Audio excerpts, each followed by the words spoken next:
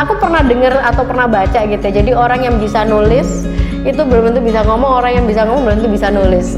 Bisa nulis, nggak bisa ngomong loh kan, gagap.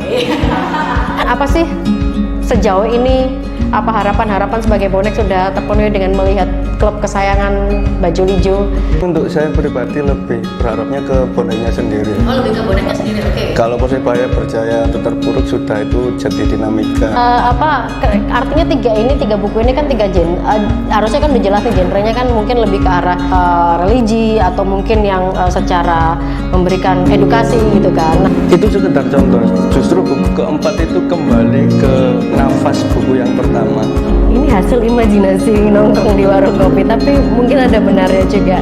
Dan terakhir mungkin dari hasil obrolan warung kopi kita, warung kopi setidaknya membawa kehidupan dari sisi hutang perhutangan.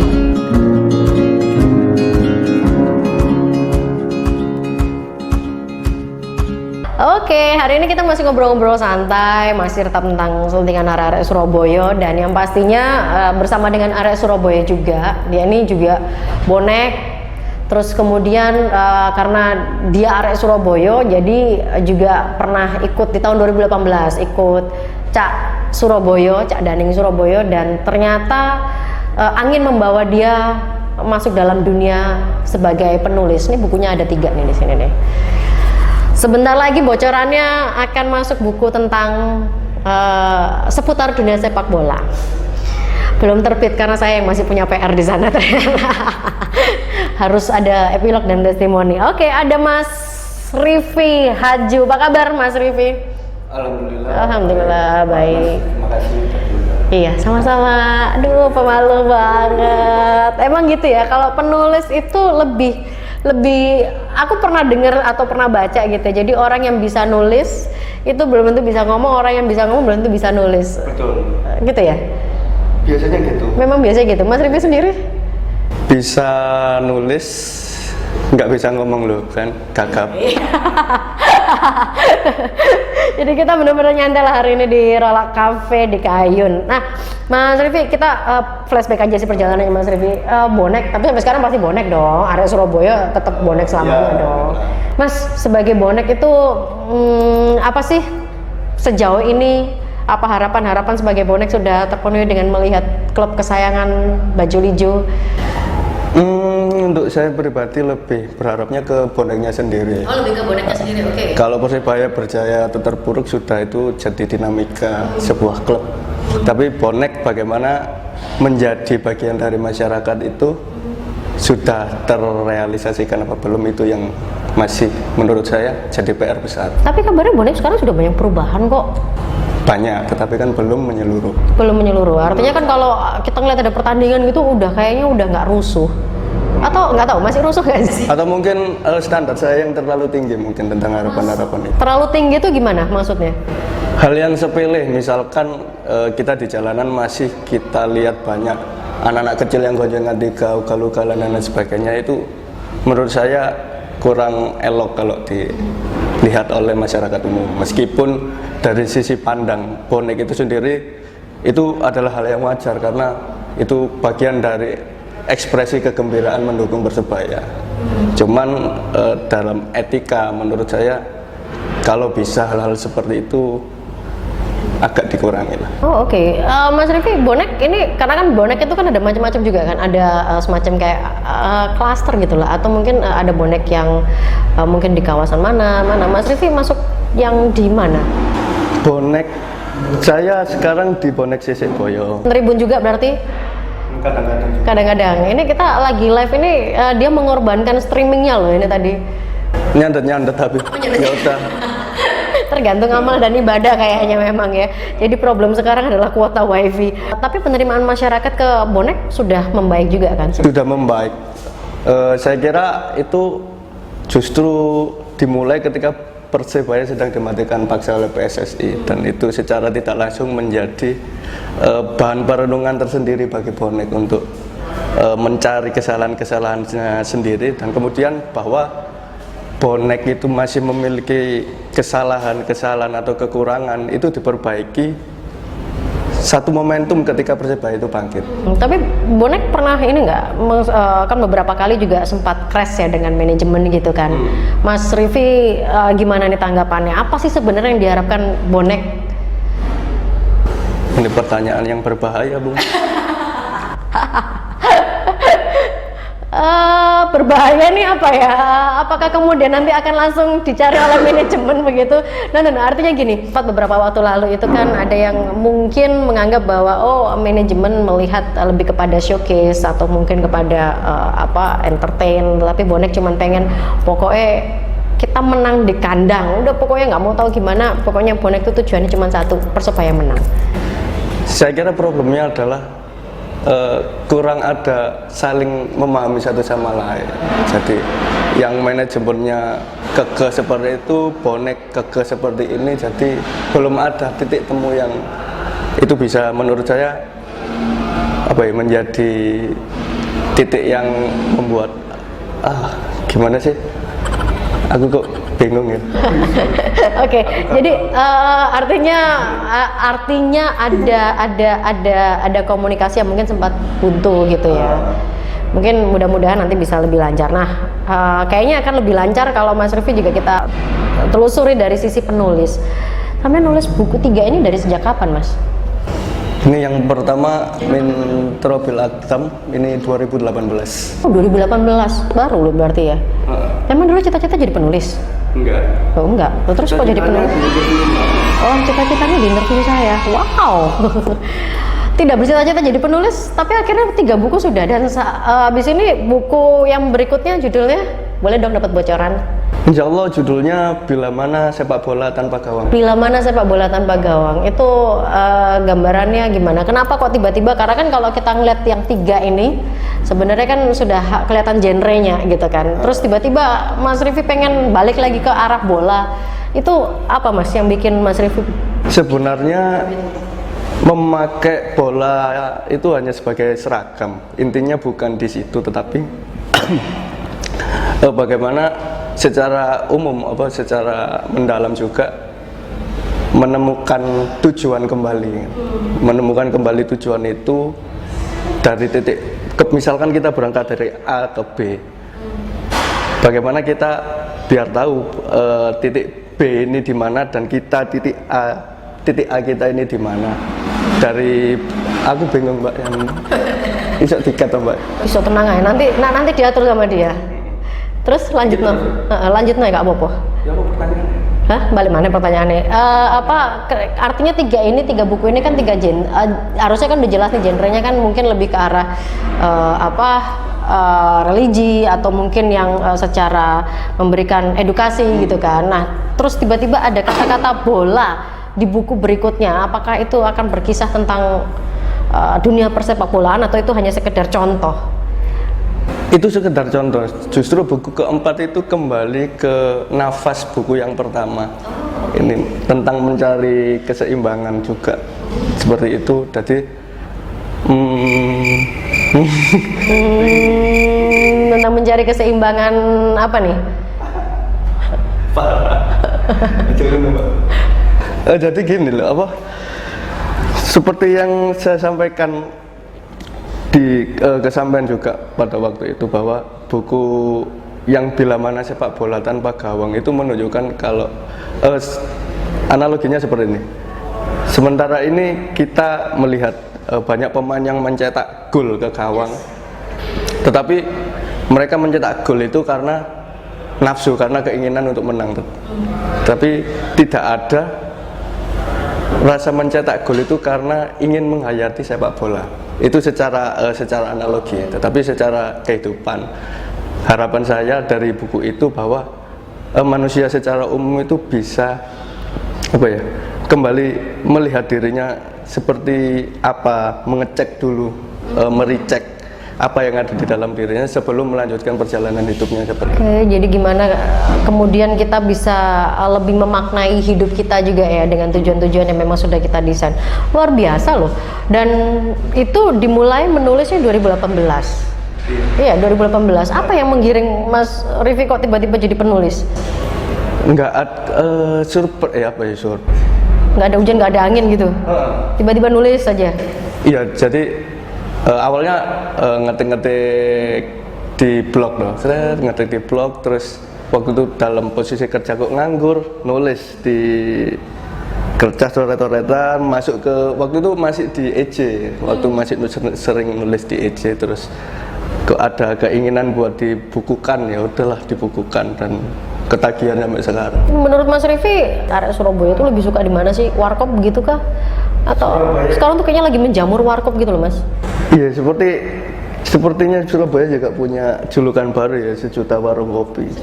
Kota sejuta warung kopi, dan itu memang bahkan kalau narik ke belakang sedikit, dulu perlawanan bonek pun berawal dari warung kopi. Oke, jadi artinya kita tidak boleh mengesampingkan arti dari warung kopi ya? Iya, mungkin kalau di Eropa sana ada pub, di sini warung kopi. Dan saya ada salah satu esai yang ditulis tentang warung kopi. Wah, ini menarik ini, tentang warung kopi. Di buku yang ini, Kebesaran Hati Warung Kopi. Kebesaran Hati Warung Kopi. Wah. Ini berapa halaman ini untuk Kebesaran Hati Warung Kopi? 3 halaman. 3 halaman. Intinya apa ini, Kebesaran Hati Warung Kopi? Intinya warung kopi, meskipun dia menyediakan beragam minuman yang selain kopi, dia tidak mempermasalahkan itu.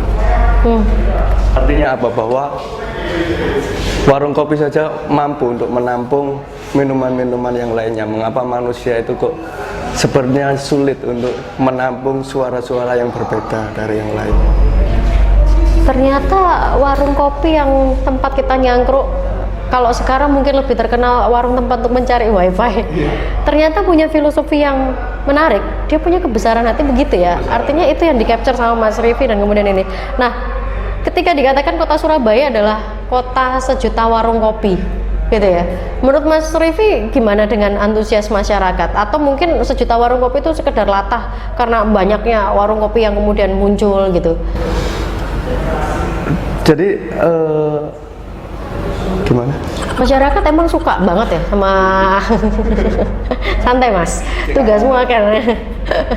Masyarakat emang seneng banget ke warung kopi, atau munculnya warung kopi itu lebih kepada latah para pengusaha warung kopi? Kalau Mas Rifi lihat? Kalau saya lihat saling membutuhkan ya.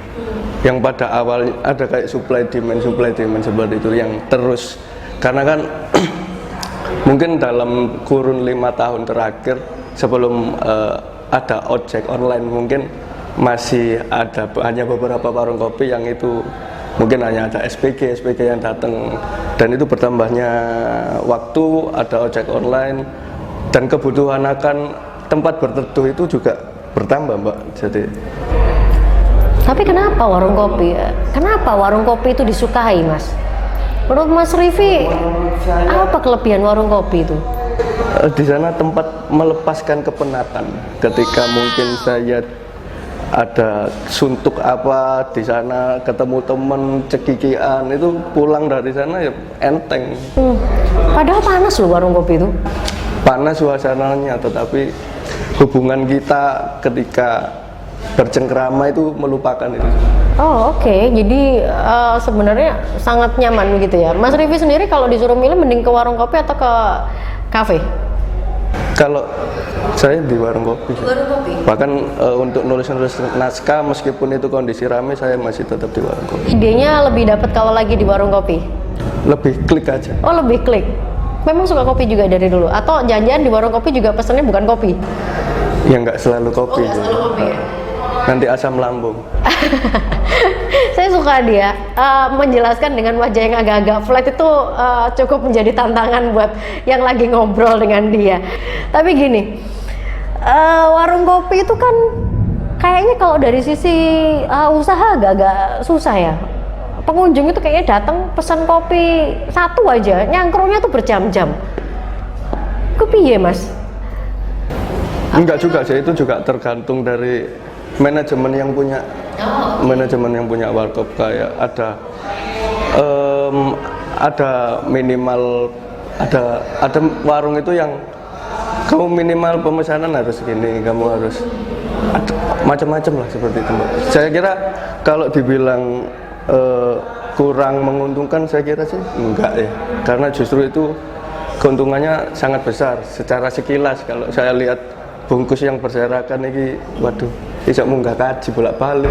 Alhamdulillah, luar biasa pengamatan. Mudah-mudahan semua pengusaha warung kopi ini sukses ya, karena dalam bukunya Mas Rify mengatakan ada kebesaran hati dari warung kopi. Dengan era yang sekarang lah, kafe, terus habis itu mungkin banyak kopi-kopi yang mungkin muncul juga, Mas Rify. Menurut Mas Rify, warung kopi itu masih nyaman dipilih oleh anak muda?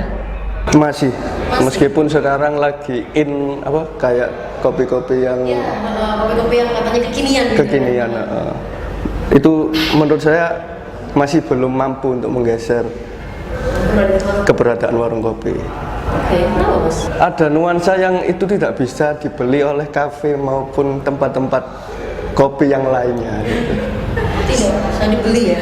Tidak bisa dibeli, nuansa itu yang tidak bisa dibeli. Dalam 3 buku, terus kemudian 1 buku, itu semuanya juga bermuncul dari warung kopi kah? Kebanyakan seperti itu. Kebanyakan seperti itu, artinya berarti menurut Mas Rify warung kopi punya makna tersendiri dong di Mas Rify, kecuali selain kebesaran hati yang sempat ditulis di buku, apalagi makna lain yang mungkin Mas Rify capture di warung kopi? Makna lain, warung kopi adalah satu-satunya tempat yang mempersilahkan saya untuk berutang makanan dan minuman. Menarik. Sampean tahu ngutang Mas nang warung kopi Mas? Oh, nggak tahu. Sampean jangan-jangan nggak pernah ke warung kopi juga ini. Tunggu, itu kan bikin bangkrut pengusahanya ya? Bikin derdek saya juga kalau ke sana lagi, waduh, bayar piye kan. Harus menyiapkan alasan, dan itu memantik imajinasi saya. Itu serius. Imajinasi untuk menciptakan alasan baru. Semoyo lah istilahnya. Ketika iya, serius Mbak. Kadang-kadang memang saya sengaja utang itu untuk memantik imajinasi saya. Jadi ketika nulis itu selalu ada hal-hal baru yang ada orang kayak gini ya. Saya ngeliat dia jadi nggak kepengen bikin warung kopi. Saya takut kalau ini pelanggan saya Mas Rify yang datang langsung saya tutup. Mas sampean nggak oleh ngutang Mas. Tapi apa ya istilahnya ya, warung kopi dengan Surabaya, kira-kira menurut Mas Rify perlu diperbanyak lagi kah, atau apa yang perlu ditambah di sebuah warung kopi kalau lagi nyangkruk di sana gitu? Tentu ada hal yang mungkin menurut saya mulai tergeser di dalam warung kopi itu sendiri adalah komunikasi antar teman, karena tergeser oleh gadget itu tadi. Berarti besok di warung kopi ada papan dilarang mengaktifkan gadget berarti ya? Bukan seperti itu juga, tapi kan tujuan kita di warung kopi sebenarnya kan untuk ngobrol, untuk ngopi dan bercengkrama dengan teman-teman seperti itu. Nah kalau datang sendirian ngobrolnya piye Mas? Dengan diri sendiri. Oh, dengan diri sendiri. Ngobrol dengan diri sendiri ya. Hasilnya adalah buku ternyata ya. Menurut Mas Rify, karena kan sebagai penulis, pengamat ya, saya mengatakan kalau penulis itu berarti sudah pengamat juga. Menurut Mas Rify, warkop ini kan banyak yang ibaratnya sendiri-sendiri gitu kan, usaha-usaha sendiri. Perlu ada sentuhan dari pemerintah kota nggak sih? Mungkin dibikinkan sentra warung kopi, kan banyak tuh sentra-sentra kuliner yang ada. Warung kopi juga perlu dibikinkan sentra warung kopi nggak? Menurut saya nggak usah sih. Pemerintah terlalu repot mengurusi hal-hal yang lain. Jadi biarkan itu jadi kemandirian masyarakatnya saja dengan berbagai karakter warung kopi yang berbeda-beda. Pokoknya yang penting jaga keamanan juga lah ya. Warung kopi itu aman ya Mas? Aman Mbak, aman. Kan kadang-kadang punya mindset atau mungkin termindset sama masyarakat, jangan-jangan nanti ada premannya, ada apa gitu. Enggak juga. Aman. Serius. Berapa kali dalam seminggu Mas Rify ke warung kopi? 8. Jadi seminggu tuh ada 7 hari.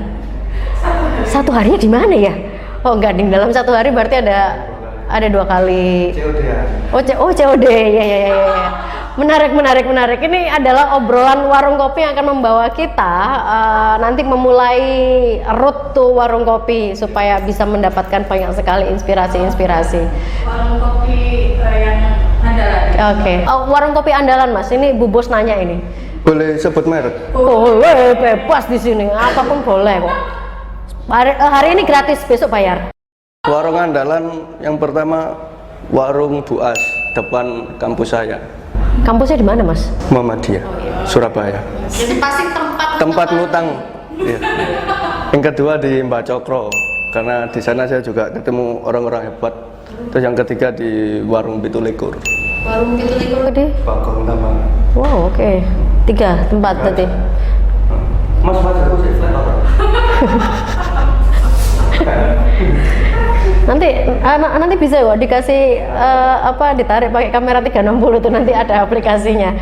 Oke, Mas Rivi, mungkin ada pesan-pesan buat masyarakat, antara masyarakat Kota Surabaya dan warung kopi. Ini tantangan buat penulis, kalau saya menyebutkan masyarakat, warung kopi dan Kota Surabaya, apa yang mau disampaikan oleh Mas Rivi? Saya wakili dulu.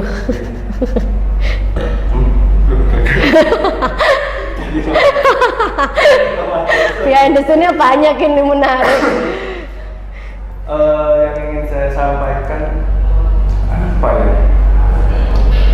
Jadi menurut saya warung kopi justru menjadi salah satu karakter baru Kota Surabaya. Ketika di kota-kota lain mungkin terbatas tempat nongkrong dan terbatas waktu. Oh, oke. Di sini 24 jam non-stop warung kopi tersedia. Itu di sisi yang lain itu menjadi salah satu pilar keamanan juga di Surabaya. Ketika mungkin ya nggak minta ya ada begal pun orang-orang yang di warung kopi itu semburat ikut ngejar, itu kan juga membantu aparat keamanan. Ya. Ini hasil imajinasi nongkrong di warung kopi, tapi mungkin ada benarnya juga.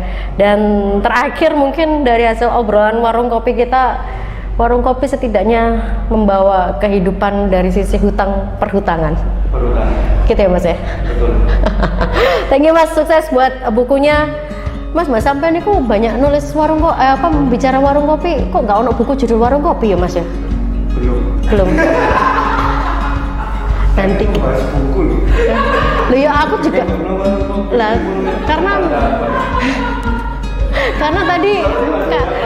karena tadi lebih menarik di warung kopinya. Oke, ya nanti bahas bukunya nanti. Nah, nanti kita ada edisi sendiri. Thank you ya, Mas Rivi.